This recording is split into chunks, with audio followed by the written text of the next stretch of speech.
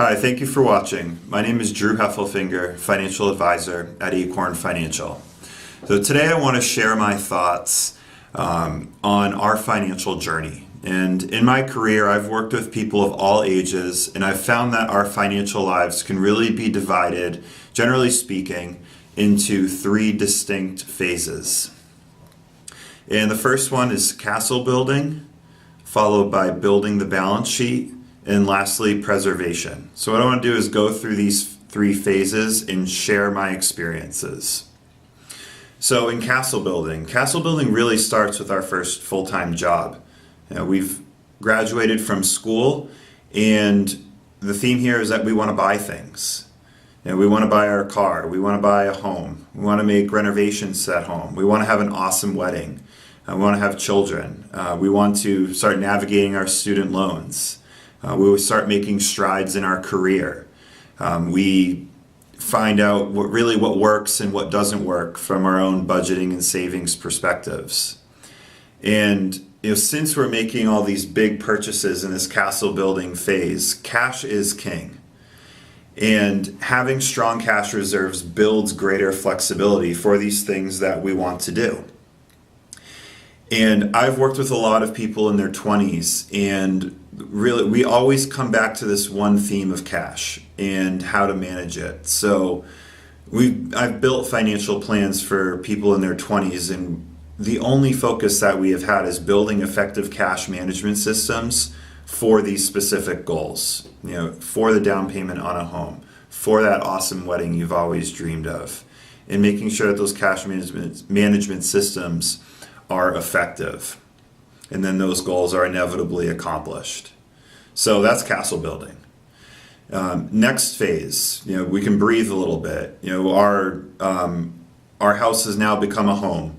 We've found our spouse. Are thinking about having children. Maybe we already have a couple crawling around.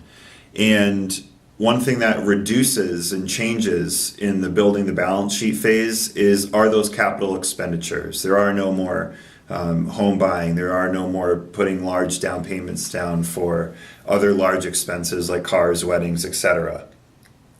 And the goals here really change. Cash is no longer king in the building the balance sheet phase. Now that those immediate cash needs are somewhat predictable. And what really becomes king now is net worth. And net worth really is the key to financial flexibility in the long term. And what is really important is a strong focus on reducing expensive debt and building assets. Net worth is an equation, and it's simply assets minus liabilities. So we want to reduce expensive liabilities, and we want to build assets. So how do we do that? One way that we can do that is we want to reduce expensive debt through really taking a focus on taking down and eliminating any credit cards. Student loans are typically expensive debt, and any other expensive debt that you may have out there.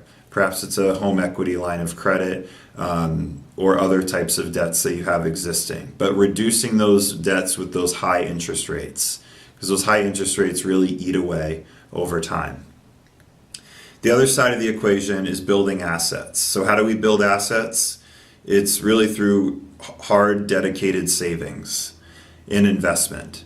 So we look here, we say, all right, how much am I contributing into my 401k or IRA on a monthly basis? Are there any business opportunities that are out there for myself with a goal of seeking a high return? Anything else we can do, getting more income through excelling in our careers, are all ways that we can increase assets over time. And again, the goal here, cash, is no longer king. It's all about building net worth, because we want that inevitable financial flexibility when we do want to retire. And that really leads to the third phase that I've seen in our financial journey is preservation. So now that net worth is in a position where your financial planner says you don't need to go to work anymore.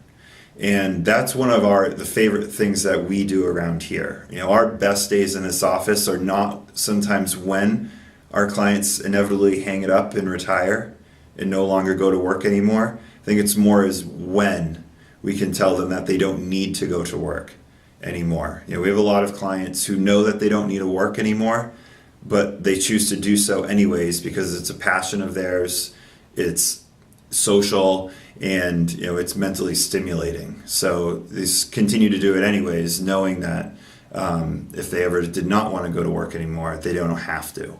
And the way they got there is through building that net worth and building that financial flexibility.